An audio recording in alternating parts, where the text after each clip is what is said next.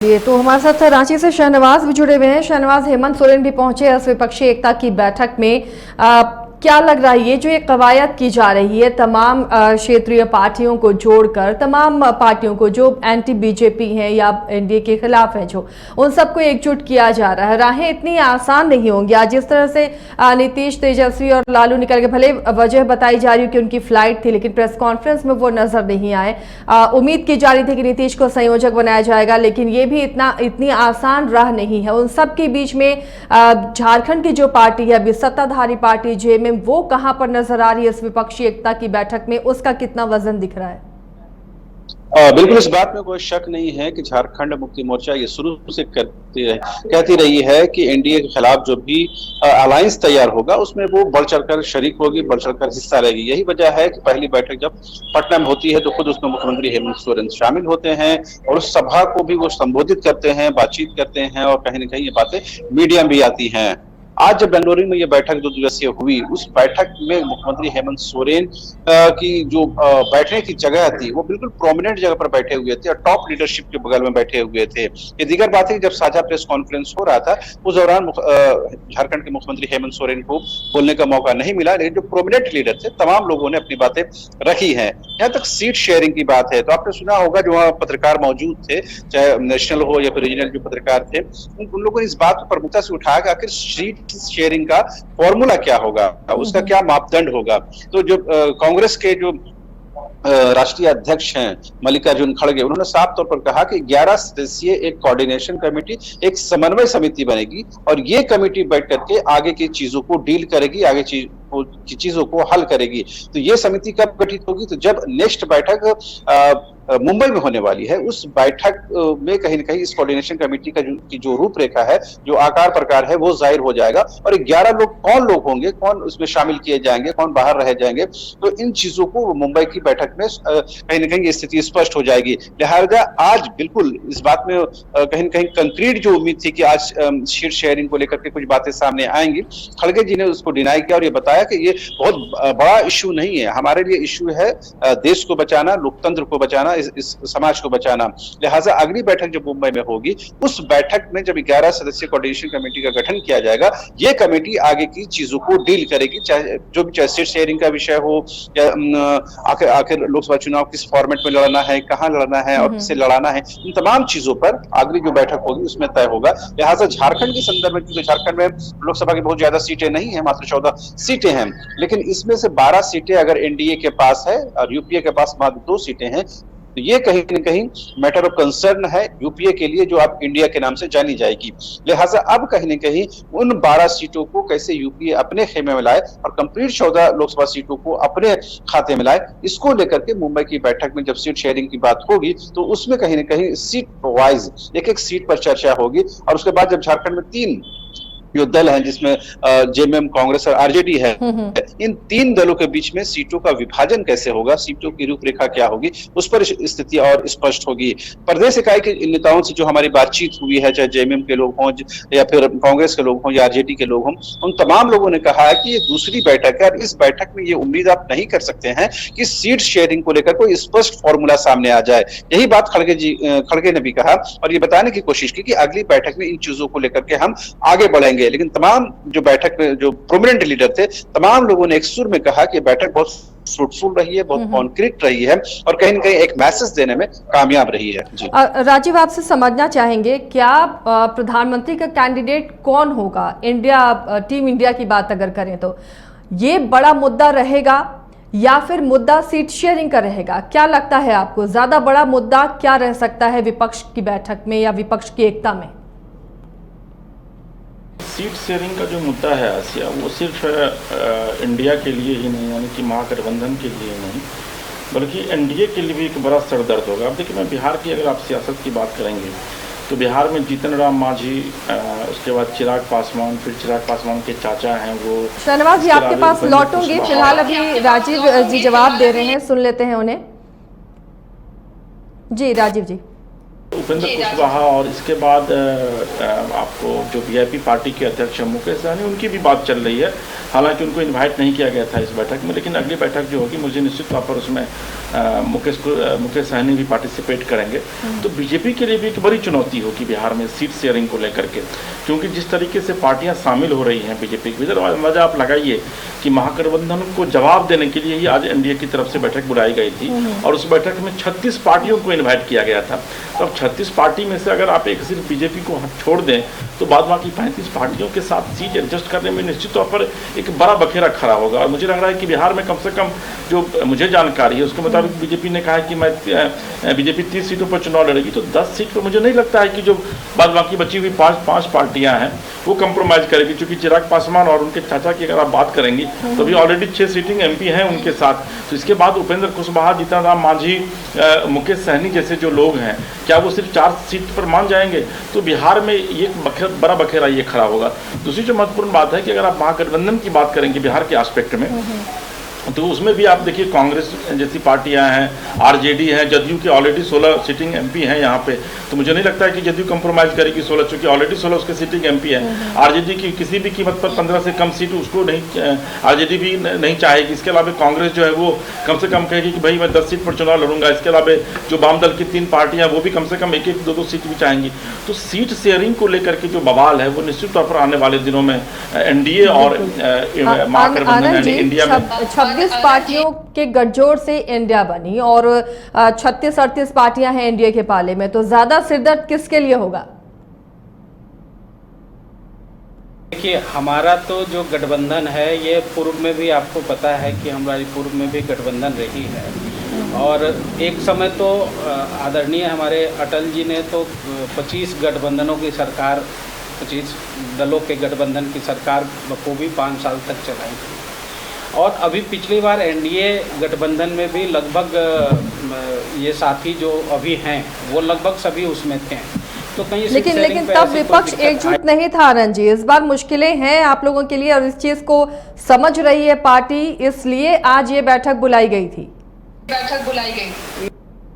है कि राष्ट्र हित में जो भी चाहता है कि हम एकजुट हों, उसके लिए हमारी पार्टी में जो भी आ रहा है, हमारे दल में जो भी हमारे साथ आ रहा है, हम सब लोग उनका स्वागत कर रहे हैं और होना भी चाहिए। गठबंधन की राजनीति अब निश्चित रूप से इस देश में चल ही रहा है और इसका चलना है, आगे भी चलेगा। तो जितनी भी पार्टियां अभी हमारे साथ जुड़ी हैं उन सब लोगों को उचित सम्मान दिया जाएगा। और कहीं पिछली बार का भी देखें तो उस समय भी कोई ऐसी दिक्कत बहुत आई नहीं थी सीट शेयरिंग में। तो इस बार भी मुझे लगता है कि बहुत दिक्कत नहीं आने वाली है और थोड़ी बहुत 1-2 राउंड जब बातचीत होगी और वैसा समय आएगा तो उन सबको समझा करके और ये अच्छे से हो जाएगा। इसमें कहीं कोई दिक्कत नहीं आएगी। निश्चित रूप से जो विपक्षी एकता है, विपक्षी एकता को आप देखें तो अभी तो उनका खुद का कोई नेता ही तय नहीं हुआ है अभी तक। तो वो एकता कितनी रहेगी, तो सीट शेयरिंग तक बात पहुंचेगी कि नहीं पहुंचेगी, अभी तो समय है। आने वाले समय में देखिए, मुझे तो नहीं लगता है कि अब आज की बैठक के ही आप इसमें देख लीजिए कि वो लोग बिना प्रेस कॉन्फ्रेंस के आज लालू जी और नीतीश जी, तेजस्वी जी वापस आए। तो इसका क्या मतलब है? ये चार्टर्ड प्लेन से यहाँ से गए थे। अगर समय की बात थी, वहाँ कहा गया कि प्लेन का टाइम हो गया है, तो टाइम तो चार्टर्ड प्लेन से गए हैं तो क्या टाइम हो गया है? वो तो 1 घंटे बाद भी आ सकते थे, ऐसी तो कोई दिक्कत ही नहीं।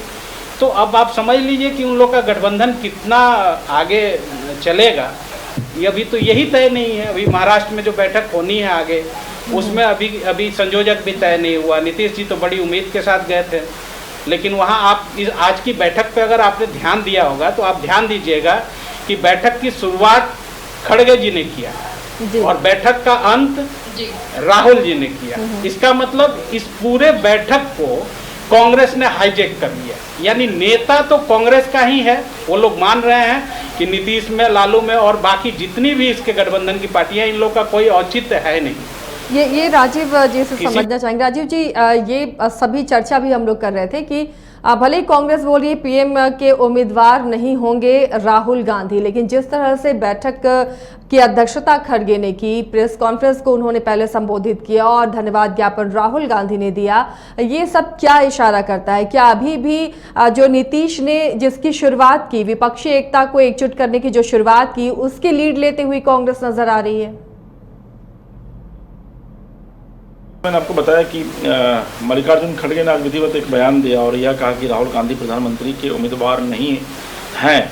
उन्होंने यह नहीं कहा कि नहीं होंगे, उन्होंने यह कहा कि राहुल गांधी, चूंकि देखिए उनको ये पता है कि अभी अगर राहुल गांधी के नाम को प्रपोज कर दिया जाएगा तो जितने भी राजनीतिक दल हैं उसमें कई राजनीतिक दल उनके नाम पर अपोज कर देंगे, और चूंकि उनको अपनी पार्टी को इंटैक्ट रखना है, गठबंधन को इंटैक्ट रखना है, इसलिए उन्होंने ये बयान दिया है कि राहुल गांधी प्रधानमंत्री पद के उम्मीदवार नहीं है। अगर ऐसा होता तो ये कह सकते थे कि राहुल गांधी प्रधानमंत्री पद के उम्मीदवार नहीं होंगे, यानी कि नहीं होंगे, इसका मतलब सीधा है कि क्लियर है कि राहुल गांधी इस रेस से बाहर हो चुके हैं।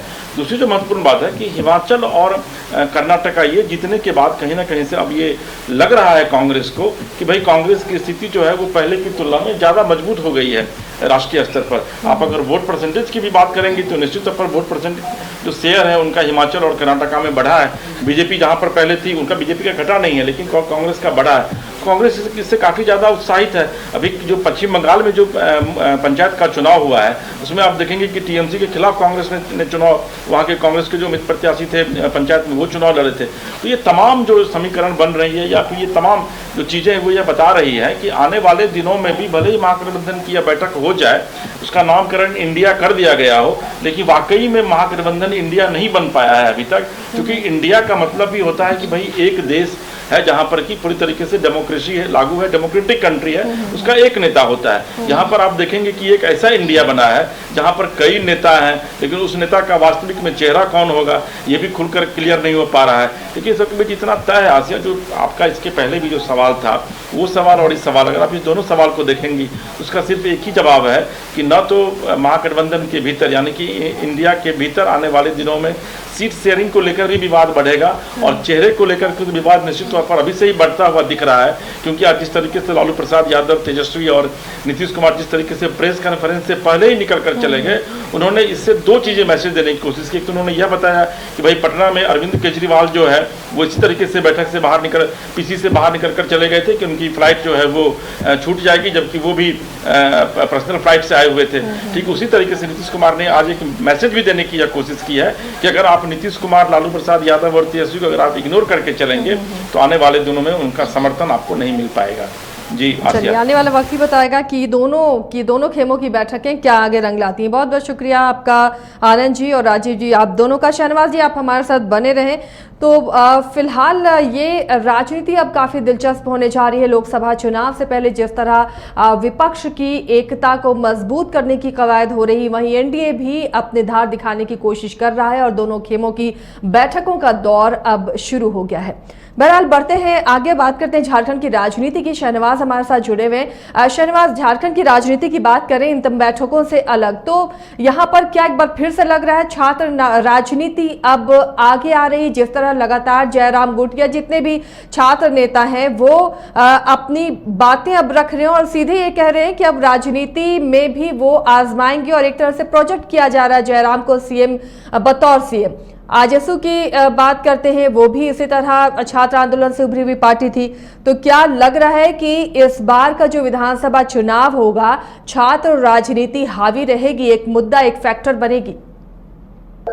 इस बात में कोई शक नहीं है कि कुछ एक पॉकेट में छात्रों की जो धमक है, जो उसकी पहुंच है, उसका कुछ असर आपको देखने को जरूर मिलेगा। खास करके कोयलांचल के क्षेत्र की बात कर ले तो वहां पर बहुत सारे जो इस तरह से छात्रों को मोबिलाइज किया गया है हाल के दिनों में, चाहे वो भाषा का विषय हो, खतियान का विषय हो, भोजपुरी नॉन भोजपुरी का विषय हो, इन तमाम विषयों को लेकर के कहीं ना कहीं जो एक आंदोलन चला है उसका उस पॉकेट में बहुत जबरदस्त असर है, व्यापक प्रभाव हम देख पा रहे हैं। और जिस तरह से जयराम महतो के नेतृत्व में बड़ी संख्या में में छात्र गोलबंद हो रहे हैं, इससे कहीं ना कहीं जो तमाम जो सत्ताधारी दल हैं या फिर विपक्षी पार्टियां हैं, वो भले ही इस चीज को एक्सेप्ट करे ना करे, लेकिन इस बात में कोई शक की गुंजाइश नहीं है कि जयराम महतो की सभाओं में जो हजारों हजार की भीड़ जुट रही है, वो भीड़ कहीं ना कहीं तमाम उन दलों के लिए मुसीबत का सबब बन सकती है जो उन क्षेत्रों में अपने प्रत्याशी के चयन की उम्मीद रखते हैं। लेकिन ज्यादा खतरा किसे देख पा रहे हैं शहनवाज आप?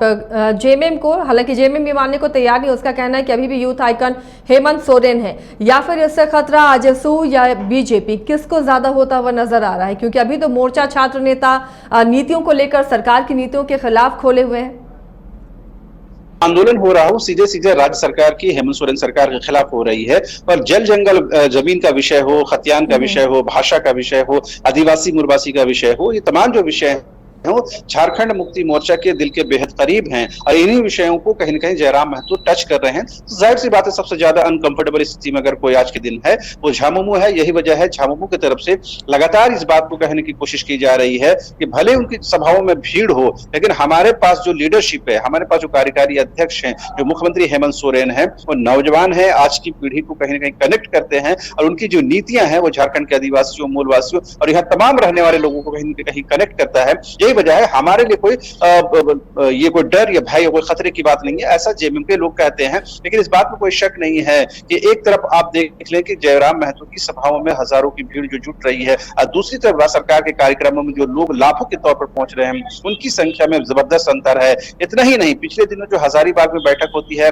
आजसू की, जिसके सुप्रीमो सुदेश महतो हैं, उनकी बैठक की भीड़ देख लीजिए, उनकी बैठक की गैदरिंग देख लीजिए, और उसके 2-3 दिन के अंदर जो बैठक जो सभा होती है जयराम महतो की, उन सभा में आप देखिए कि हजारों हजार की संख्या में शहनवाज, इस बैठक की चर्चा भी, इस भीड़ की चर्चा भी हो रही थी। क्या वाकई ये सभी जयराम को समर्थन देने के लिए पहुंचे थे? क्या सभी युवा छात्र थे, या फिर कोई है इसके पीछे जो एक पार्टी खड़ा करने की कोशिश कर रहा है जेएमएम के या फिर सत्ताधारी पार्टियों के खिलाफ? बिल्कुल, देखिए, ये आरोप लगातार जेएमएम की तरफ से लगाए जा रहे हैं कि जयराम महतो हो या इस तरह के जो भी आंदोलन करने वाले छात्र नेता हैं, उनको कहीं न कहीं ऑपोजिशन की तरफ से बैकअप मिल रहा है, वो कहीं न कहीं इस चीज को इनकरेज कर रहे हैं। हालांकि कंफर्मेशन की बात तो किसी के पास भी नहीं है, लेकिन एक बात तो साफ है कि इन दिनों जिस तरह से जयराम महतो हो या उसके जैसे जितने भी छात्र नेता हैं, वो जिस तरह से गोलबंद हो रहे हैं, वर्तमान हेमंत सोरेन की सरकार के लिए ये कहीं न कहीं परेशानी का सबब आने वाले दिनों में बनना लाजमी है। यही वजह है कि लगातार जेएमएम की तरफ से, कांग्रेस की तरफ से, आरजेडी की तरफ से इस बात को डिनाई किया जा रहा है, तो उनके पास जो लीडरशिप है उसका कोई जोड़ नहीं है। जयराम महतो के सामने जो लोग आ रहे हैं वो क्षणिक है, वो क्षणभंगुर है, उसका असर बहुत ज्यादा नहीं देखने को मिलेगा। तमाम लोग ये भी कह रहे हैं कि आपको रामगढ़ चुनाव को देख लें, या फिर उससे पहले जो डुमरी चुनाव होने वाला है उस पर आप असर देख लेंगे, आपको अंदाजा हो जाएगा कि छात्रों की पहुंच है, छात्रों की जो समझ है और छात्रों के जो कनेक्शन है आम लोगों के साथ, वो कितनी मजबूत है। जाहिर सी बात है, कहीं न कहीं ये डिनायल जानबूझकर भी किया जा रहा है, इससे कहीं ये ना लगे कि एक छात्र नेता के तौर पर उनके लिए एक चुनौती है।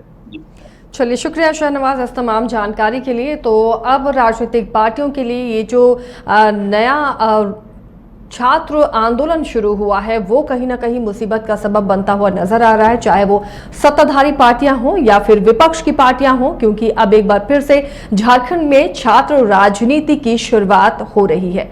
फिलहाल इस खबर में, इस खास प्रोग्राम में इतना ही, लेकिन खबरों के लिए आप बने रहिए न्यूज़ बाइस्कोप के साथ।